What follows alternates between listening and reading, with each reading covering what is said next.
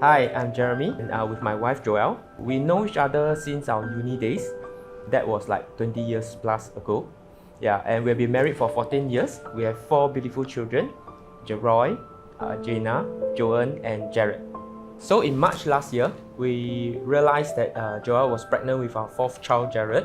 We were very lost in a sense because we don't know what to expect. There's a lot of uncertainty, there's a lot of disruption to our so-called plans that we already had with the 3 children. And moreover, we are also thinking that we are already struggling with taking care of 3 children, giving them all the attention and to meet their needs.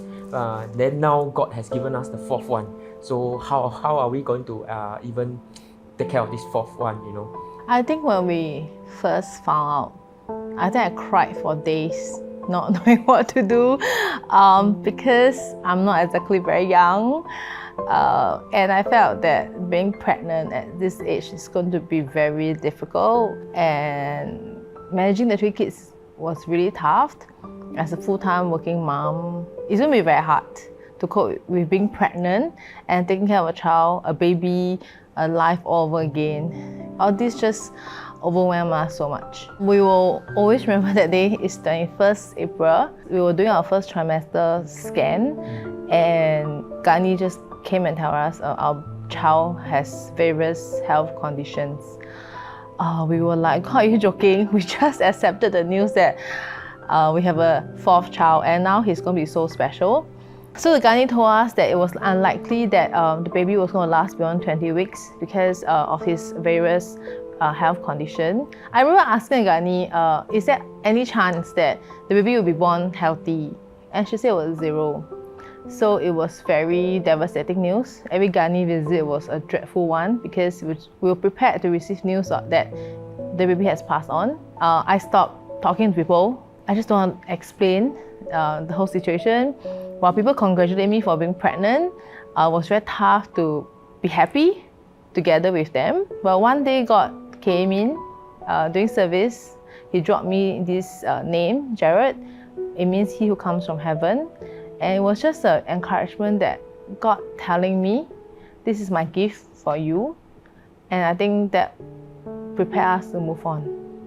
Like what Joelle shared earlier, every visit to the gynae is always we always go there with a very heavy heart, because we don't know when will it be the last time that we're going to see Jared. Yet at the same time also, every time we go there, we are also very excited in a sense because we know that that's the only time where we can really hear and know of Jared's presence in our life, when we hear his heartbeat.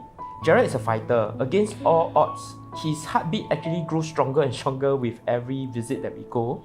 Like what the gynae has so-called predicted that he probably won't last beyond 20 weeks. But when we go for our 24th week, when we go for our 28th week check, the gynae in fact told us that, hey, Jared's heartbeat is getting stronger. So there in us, in our hearts, we do have a tinge of hope, that hoping that Jared will really be able to come to full term and come out and meet us, even for how short a time it will be. But then on the 4th of September, that was when Jared was born, prematurely at the 31st week. His arrival was fast and furious.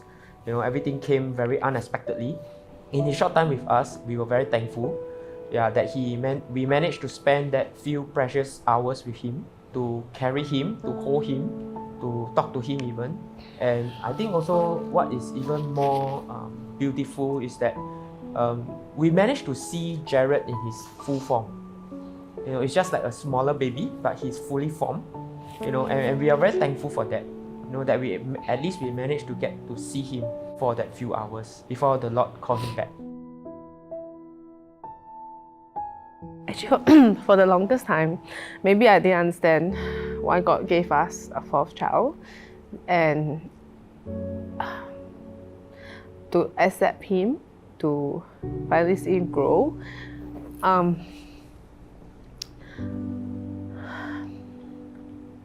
I think there were more crying than happiness in dealing with his presence in our life, which is actually not the right thing for any mother. Like, how can you be pregnant and then you're always so sad? I mean, a lot of things don't make sense. And because we were prepared by the gynae all this while, that every visit was a chance that he is actually gone. So every time I feel his presence in my womb, I feel like, okay, we're connecting closer. And when the gynae in fact told us there's a chance he can be full term, which is really a miracle by itself already, because all her past experiences tells her that the pregnancy doesn't last very long. So when he came to the world, that day, I think I'll never forget that day. Yeah, I'm just so glad we got to see him, because we get to remember who he is. We get to take a picture of him. Yeah, so that I can recognize my son. Yeah. Jared taught me many things. He taught me empathy. Jared taught me how to ask for help and receive help. During this period of time, I think I've never felt so loved from our life group, our brothers and sisters around us, friends, the LG mates. I think God's community has never looked so sweet because of really the whole community that came together and walked us through this journey. I think from this whole journey, I shared with my life group. So most of them are actually young adults. And one of the young believers shared that he understood what faith looks like now. He sees it through my life. And he cannot imagine how I can carry on through what I went through, but yet I did. And he saw God. I think that was an encouragement to me that through our story, people are encouraged. Probably I'm the one who is the first-hand witness to Joel through all 4 pregnancy. So in the first 3 pregnancy, really, I've never seen such an energetic pregnant lady. Praise and worship, heavily pregnant, still can jump and jump and jump on during praise and worship. I am getting worried for her. People around her were getting worried for her, but she is still so enthusiastic when it comes to praising God. Yeah. So to the time where she is pregnant with Jared, I really do see the very big difference in terms of her physical strength and the discomfort that she's going through. Suddenly, from the first 3 one where I'm quite chill, I don't need to do much. I just need to emotionally support her, occasionally ask her, are you okay, what you need, that kind of thing, to where I really sensed and know that I need to be very close to her, to hold her and to support her and to comfort her through the whole episode. That was the time where I think I do see a very big difference, how she has gone through Jared's pregnancy. Yeah, but through it all, I see that God is very faithful. God is indeed real. As we struggle through this period of time, asking ourselves many questions. What if this? What if that? The why this, why that? To be very honest, until now we do not have all the answers to all the questions that we have still. But yet at the end of the day, we realize, beyond all this questioning, we cannot deny the fact that God is indeed very real. God is indeed very faithful in our lives through this whole journey. From the time where we come to accept that Jared is going to be our 4th child, to the point where we realize that he has special needs, then we need to change gynae, we need to look for this and that, having talks with all the pediatrician, the gynae, about what is to be coming for the child. We do see God's hand in every step of this journey. The PD and the gynae are both Christians. They comfort us, not only just telling us in a matter of fact, the professional kind of possible outcome. They prayed with us, they went through this journey with us, they explained to us, even to the point where, because we see Jared's heartbeat like getting stronger, so we were already making plans, so what happened if, let's say, Jared is really to full term and he was born, and then we need to make arrangements on how to take care of a special needs child. So the gynae and the pediatrician, actually went through this whole with us with God's perspective to us, and not just only from a professional medical point of view. And that really tells us that, wow, God, you are really helping us through with these people that you have sent to our midst. I really struggled with the idea of death, but now through Jared's passing, I know that in eternity, God is there and Jared is there. So death no longer seems so scary to me.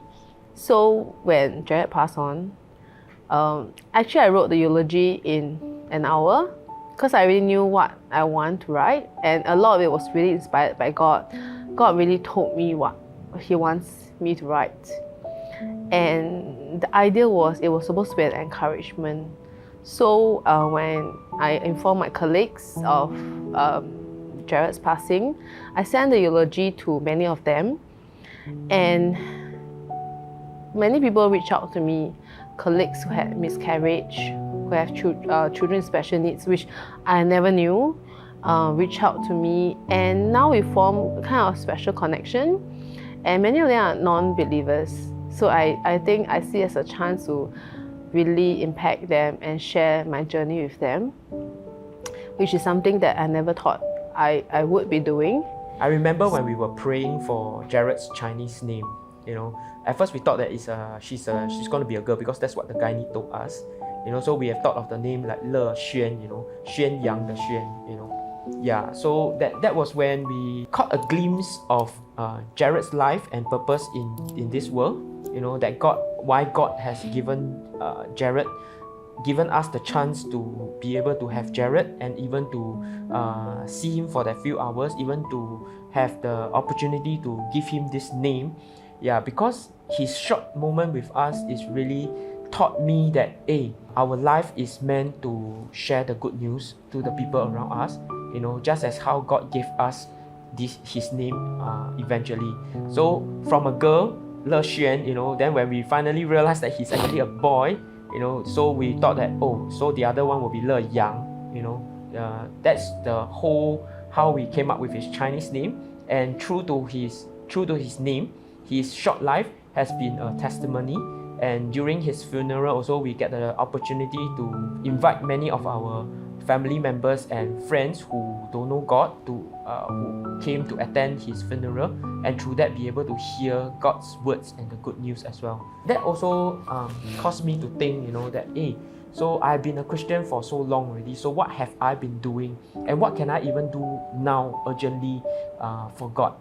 I think the song that really comforted me, that really, every time I sing, I think the church singing song, I'll cry badly. It's the song, all my life you have been faithful. All my life you have been so, so good. With every breath that I am able, I will sing of the goodness of God. I think that just tells us and reminds me God is faithful. For our family, we'll continue to sing of God's goodness all the days of our lives.